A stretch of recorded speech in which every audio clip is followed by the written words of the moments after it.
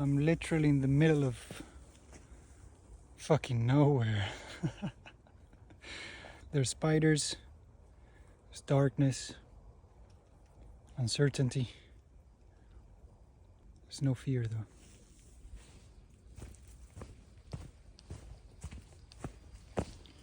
Let me take you a little bit through the journey of what this looks like. Once you've gone through a couple of spiders, I've never really been afraid of spiders. Logically, I think they cannot do much to me. It's uncomfortable, yeah, but it doesn't really matter. So yeah.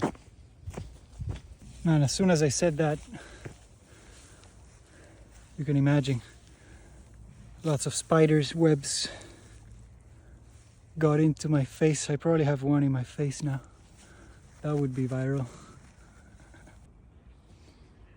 Yeah, this is actually the path because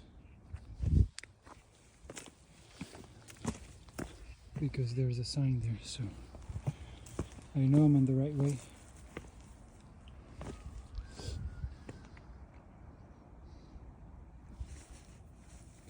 Crazy, right? Or is it? Maybe it's not as crazy.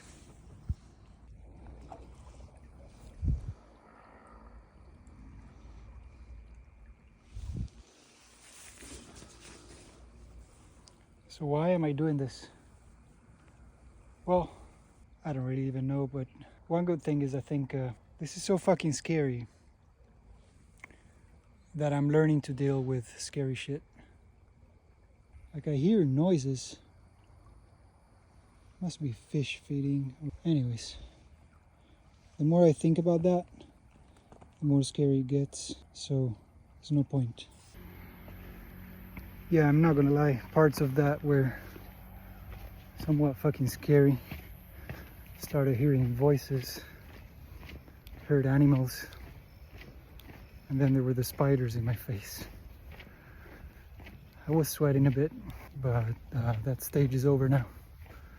I conquered it. So I'm at kilometer 41. It's getting harder now, but I think the reason is because there's comfort around me. There is I reached the city and there's hotels, and so it gives me in my mind the idea that I could stop here. But it could also be that the anger is subsiding. Yeah. So maybe I could find ways to get angry.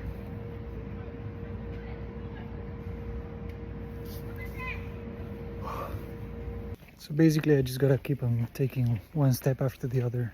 At this point is 11:30. In about 1 hour it should be pretty difficult to get a room, so there's no other option. Just need to keep on walking. So that's good. I have to eliminate my options, so there's only one option: to keep on going. So I have two choices now. Follow a more normal road or follow the forest trail. But do I really have a choice?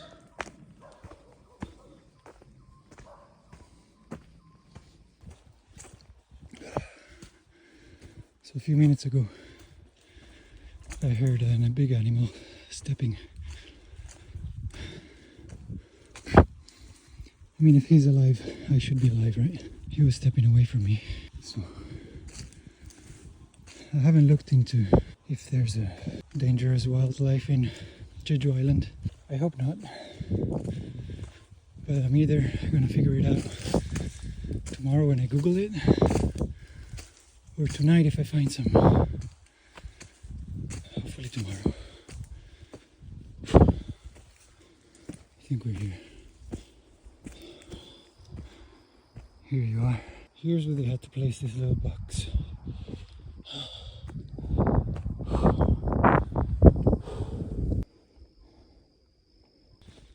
This is some horror movie shit right here, man. Look at this.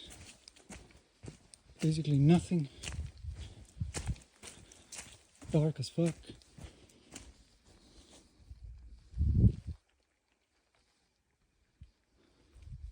I think it's safe though.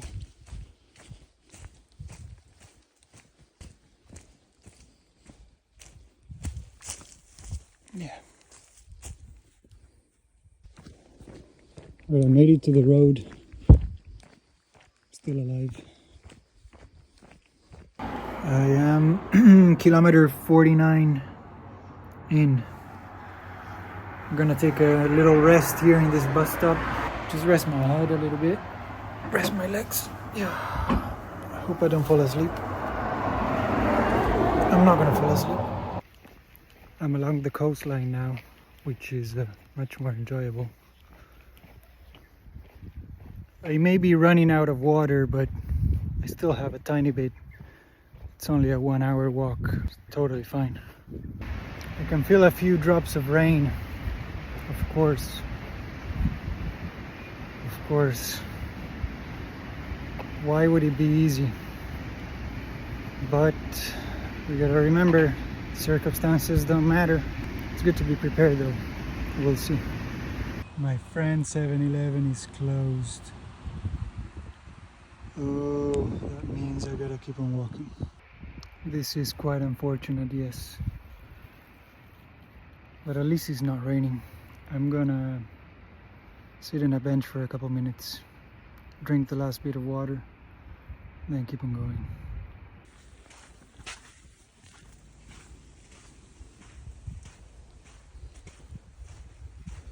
Alright, so every convenience store seems to be closed.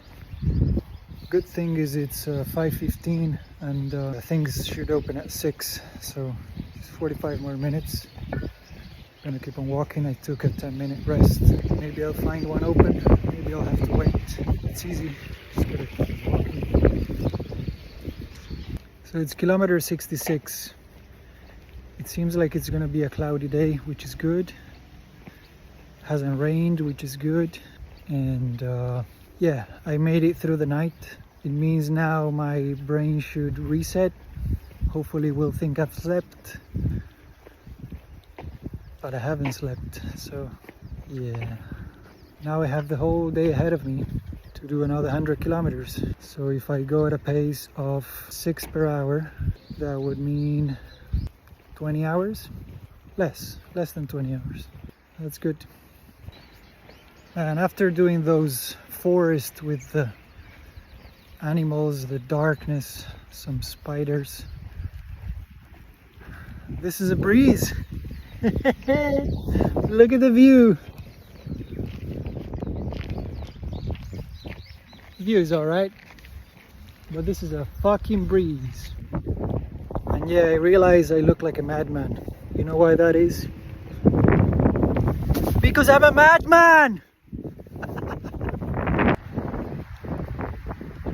There don't seem to be any 7-Elevens ahead, and I left 7-Eleven that was closed behind me, and it's probably going to open in 20 minutes. But you know why I left it behind? Because I don't cling to things. I know there will be more. Same as I don't cling to relationships, friendships, material things, or anything in this life, because there will be more. So yeah, if you remember that there's always possibilities around, then you will find them. So there's no 7-Elevens, but I saw some people and I asked them for some water. And they had water, of course. Water is one of the most available things, but you cannot always find Dr. Pepper. There's something about people in the morning.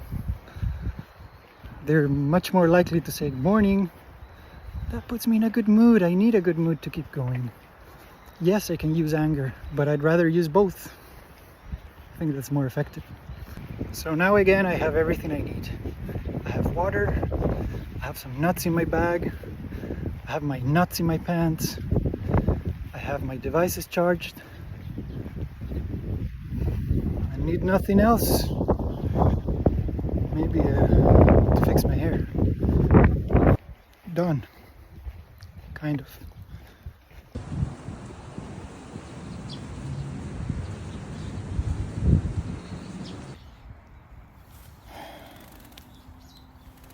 Yeah, so it seems my energy goes in cycles, just like the economy and everything in this life. How deep, huh?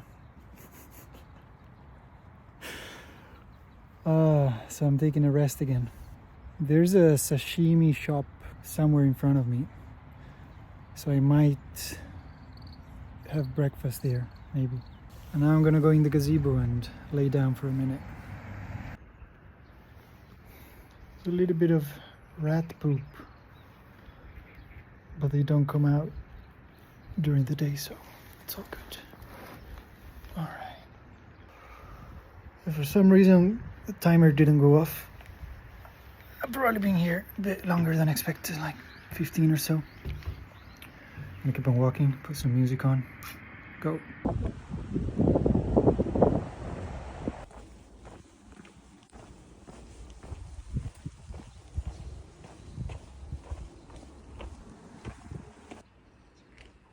Is that a fishing motorbike? Never seen that before.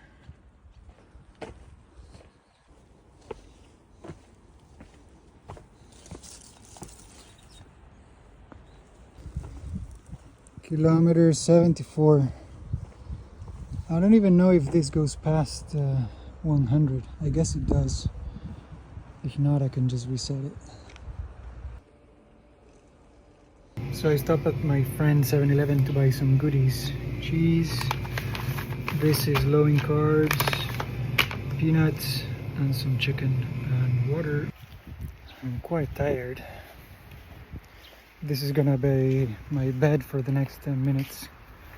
Yeah, I gotta be very strict on the 10 minutes. No snoozing. I just wanna say that life is so fucking beautiful when you're able to see the beauty.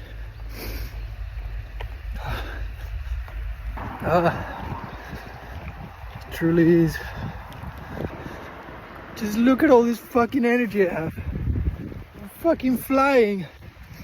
Kilometer 80 something, 83.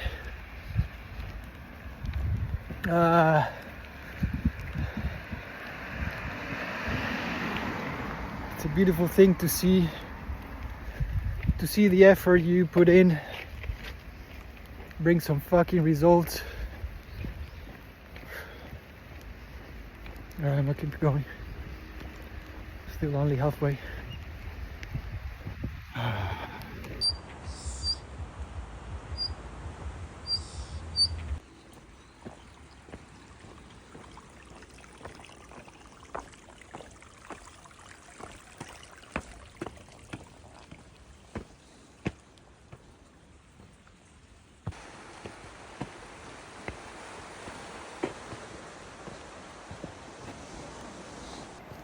Hey, so the backstory of me crying there is that when I was trying to show or teach Adam an exercise on how to appreciate beauty, how to be aware of the beauty that's in life, and so I just told him, why don't you start just noticing something? Once you find it, you share it with me, because I also want to know what is beautiful. So it could be a flower, could be a person, could be an animal, could be a rock, could be the sky, could be anything. And so I was trying to get him to do the exercise, but at that moment, you know, maybe he was a bit saturated and he just couldn't see it. So he would give me answers like, I cannot see it, man. Like, I don't think there's any beauty. And that frustrated me, because I've been in the same place. I remember clearly that it fucking sucks to not be able to see the beauty of life. And it's something I really want to transmit to him, because I think it's the key to seeing more beauty. The more beauty you see, the more beauty that comes to you. And so I cried because 2 days after, he sends me an audio note while he was running, and he said that he was thinking about it and that he could see the beauty, like he could appreciate silence in the park. He could appreciate the people having a drink together and sharing a laugh. and he could appreciate other things. So that made me cry, because it's all I wanted for him, to be able to see the beauty. So it's a very nice step towards the right direction, I think. You know, Adam and I, we're on this trip because we want to learn from each other, basically. We want to learn also from the experience, but he has many good things. He's extremely good at many things that I'm not. And I'm good at many things that he's interested in. So yeah, it would be a waste to not learn from each other. But to learn, it takes an effort from not only the teacher but the student. So it's not easy to be a student. Of course, myself included. You know, we both are stubborn and quite intense, and so it's not easy. But whatever is easy is not worth it, usually. Difficult things are worth it. So yeah, that's the story. And then the story of what happened, like why we parted ways. Well, basically, we are both here to learn from each other, and it was actually Adam's idea to set some rules, some principles, and one of them is to be brutally honest with the other person. And so, you know, the first day we were talking, it was all nice and good, talking about many ideas and topics. But at some point I started kind of hammering him with my ideas, and of course my mistake was maybe to do too much at once, or to even say anything at all. But basically it triggered something in him, and then he did something that triggered something in me. And so yeah, we had a fallout, we had an argument, let's say. More than an argument, we had a disagreement. But you know, with me and him, it's never like me insulting him or him insulting me. It's not about that. We're just strongly and passionately discussing ideas. And we were noticing, I was mainly noticing what was wrong in him, and I was telling him. And of course, nobody likes this. Not everybody's prepared to hear this. And it's not something I would recommend people do, usually. But you know, it's okay to have disagreements, even strong disagreements, as long as you're able to talk it out, as long as you're able to calm down, open up, and be honest about what the truth is. Then it's a very good thing that can lead to a lot of growth. So basically that's what happened, you know. And I think it comes to a point where there's no point arguing anymore, because you've said everything you needed to say. So the best thing at that point is to give each other space.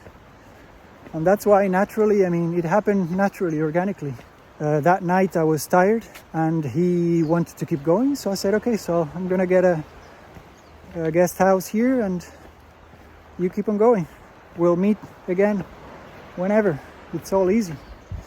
So that's what we did. So this is a strategy I'm testing out. It comes a point where I'm really tired. Either tired as in I want to sleep, which is not the case now, or tired because my feet hurt a lot. So what I'll do is I'll find a place where I can lay down and I will take a nap. I'll set a timer for 10 minutes. I'm gonna test 12 minutes this time actually. But I'll set a timer, and then yeah, no matter what, I mean, I'm already trained to waking up right when the alarm goes off, and it's working. Sometimes I'm not doing it now. I've taken like 5 or 6 of these naps. 3 of those times I've taken a caffeine pill before taking the nap. So right when I wake up, the caffeine is also kicking in. Problem with caffeine apparently is that if you take it, you need to keep on taking it, because you're gonna crash and then the loop persists. But I'm not so sure about that. It's important that I fully lay down so that I can totally relax my muscles, and then I sleep. I've been having dreams even. And now I've taken off my socks, which I think it's a very good idea because my feet need to breathe. All right, good night. Sneezes, sneezes.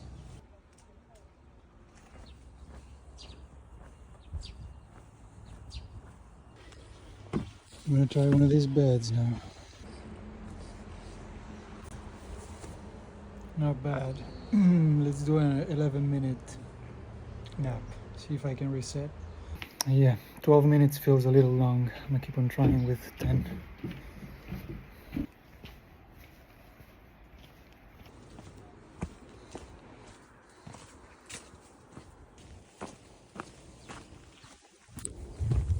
I'm listening to a podcast. One of those screaming in your head kind of, you gotta fucking do it.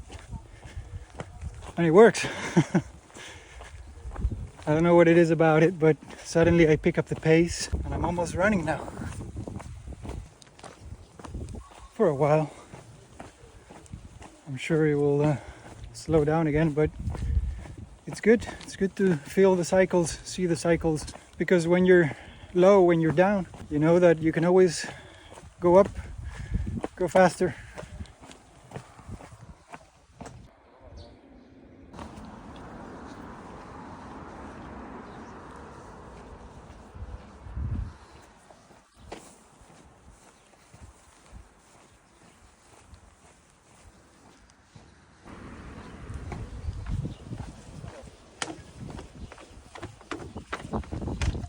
So I'm wetting my hat and I'm wetting my shirt.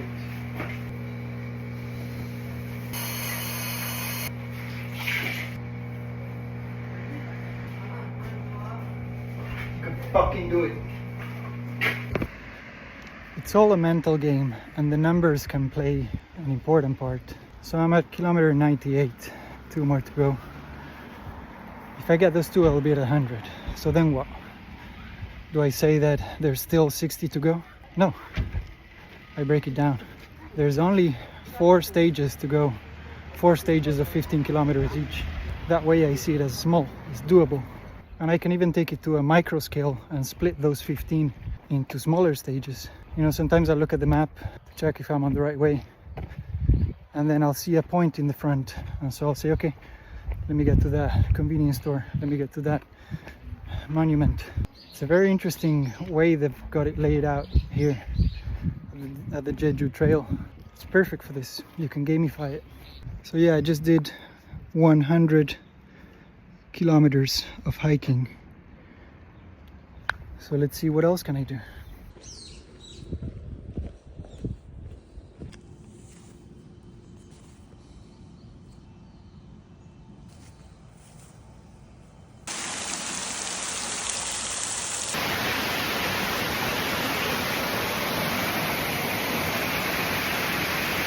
The rain feels so pleasant actually. It's very nice to walk with this light rain. I secretly wish that it would pour down though, because I haven't been confronted with that yet. But it's getting dark soon and I need to charge my devices, and buy a flashlight as well would be a good idea, because if it keeps on raining harder and it becomes very dark, it could be a disaster. We don't want that.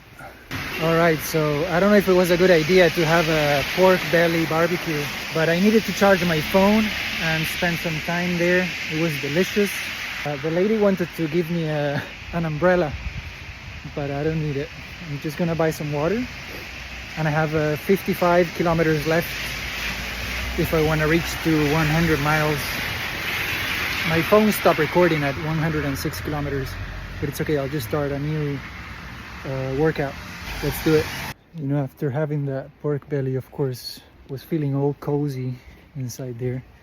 It's raining outside, and so yeah, it crossed my mind, what if I just give up, get a hotel, go sleep? But you only need to get through the first steps. Once I'm out and I'm walking again, it's all good. Right, so I'm leaving the city of Soweto behind, and I have 55 kilometers left, so that should be around 11 to 12 hours, which means it's 7:30, so I should be up until 7:30 or 8, so I get to see the sunrise.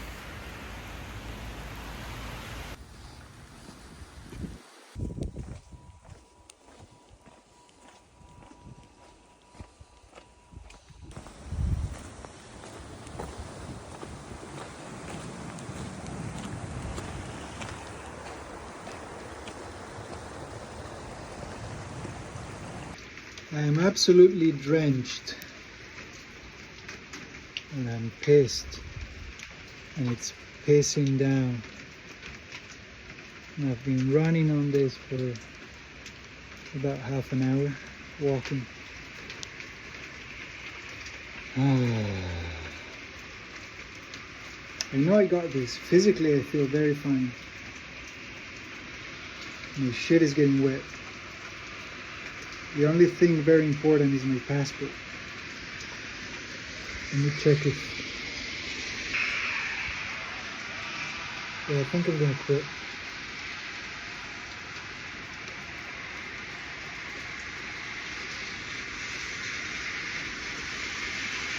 I'm gonna quit because there's no fucking point doing this now. And then that motherfucker is gonna win.